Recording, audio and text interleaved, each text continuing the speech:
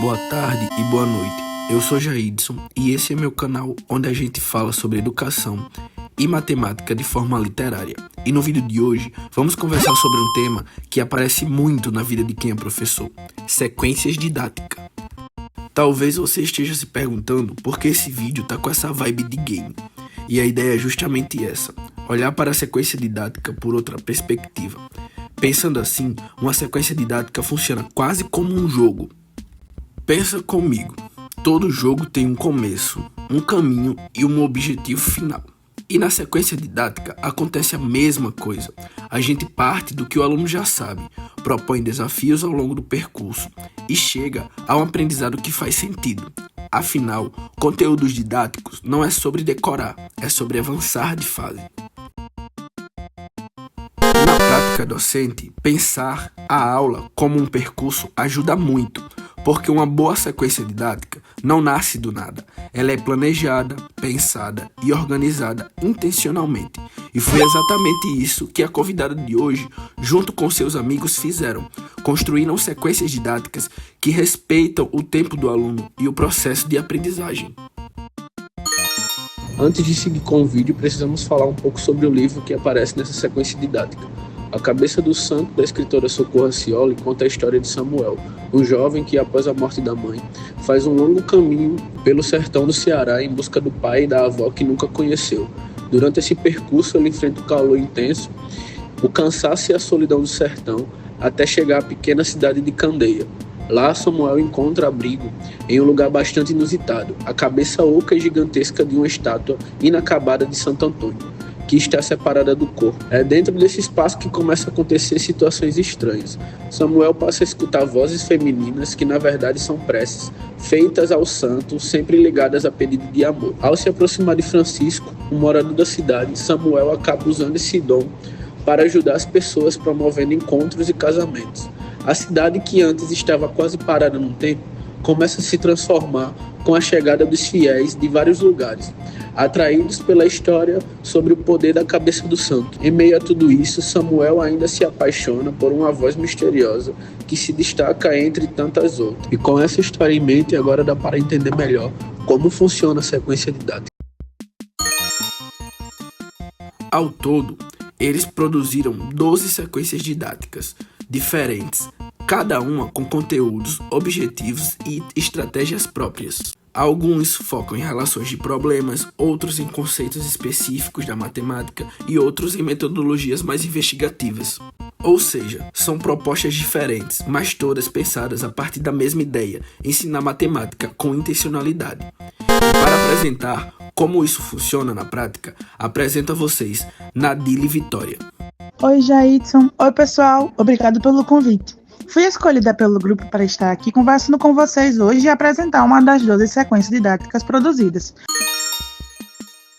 A sequência didática que eu vou apresentar se chama Mapeando a Cabeça do Santo, plantas baixas e medidas a partir da literatura. Todas as sequências didáticas foram pensadas para as turmas do 6º ano do ensino fundamental nos anos finais. Essa, em específico, tem como objetivo principal compreender e representar espaços reais por meio de plantas baixas, simples, articulando conceitos de grandeza e medidas. Ao longo da sequência didática são trabalhados conteúdos como medidas de comprimento, massa, área, perímetro, noções espaciais, leitura e construção de plantas baixas. São também explorados conceitos como escala, proporção e representação do espaço.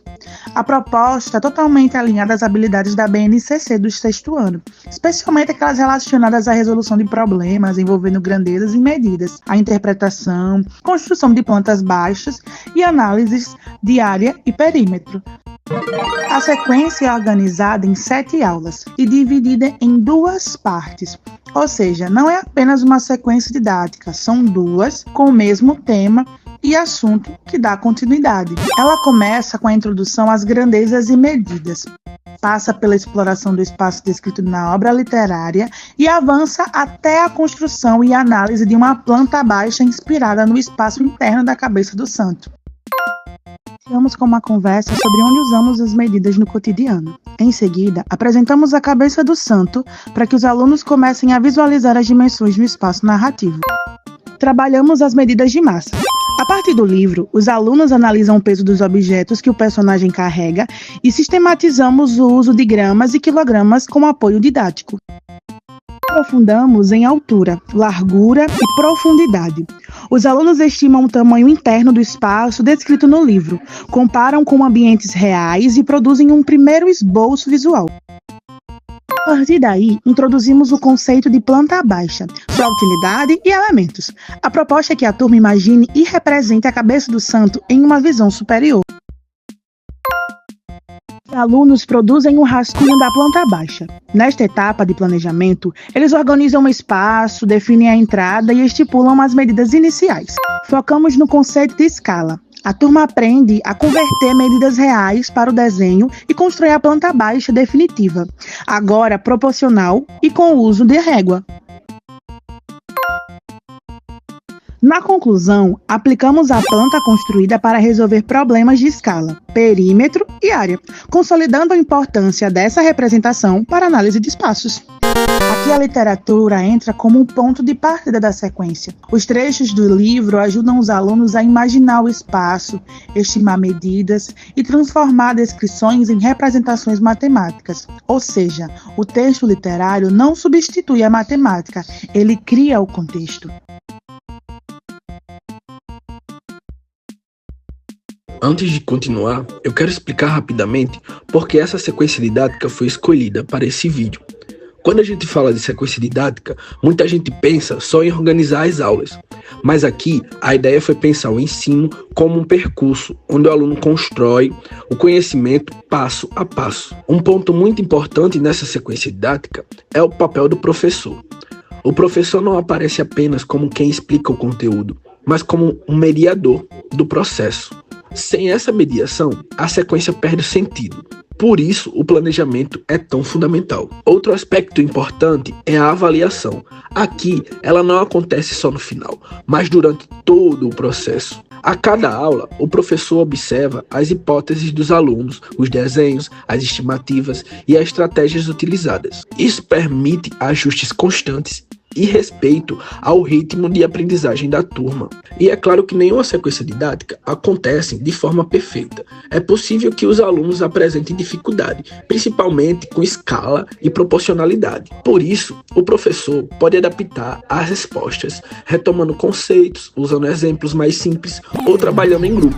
Depois de tudo isso, acho que já deu para entender que a sequência didática não é nenhum bicho de 7 cabeças. Ela só parece difícil porque a gente olha para ela como um papel, como tabela, como planejamento. Mas quando a gente traz isso para a prática, ela funciona quase como um jogo.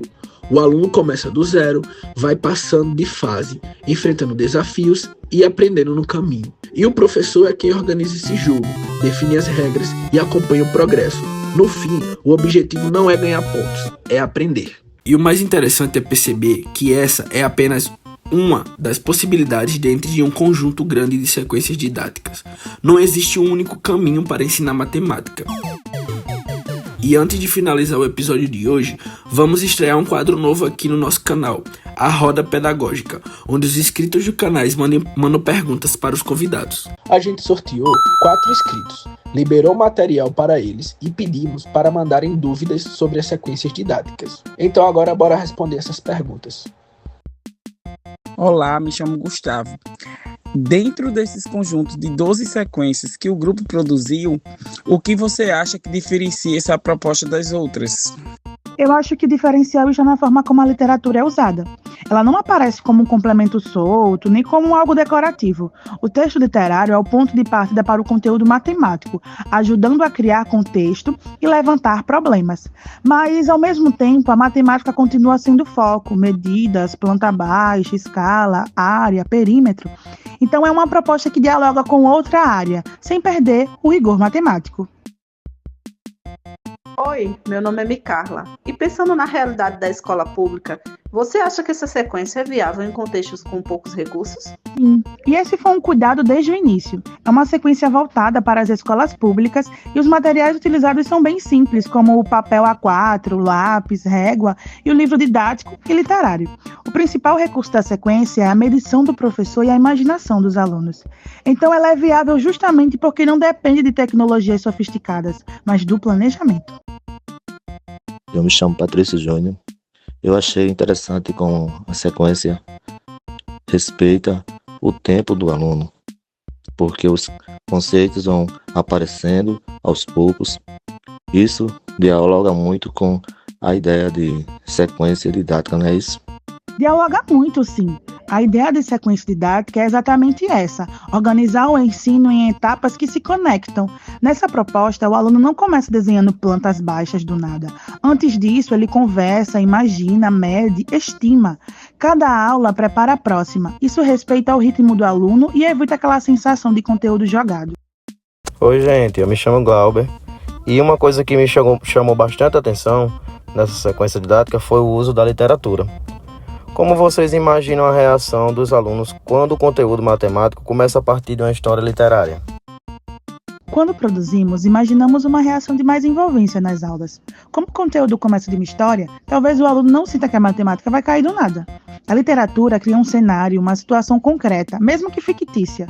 Isso ajuda o aluno a imaginar, levantar hipóteses e se sentir parte do processo.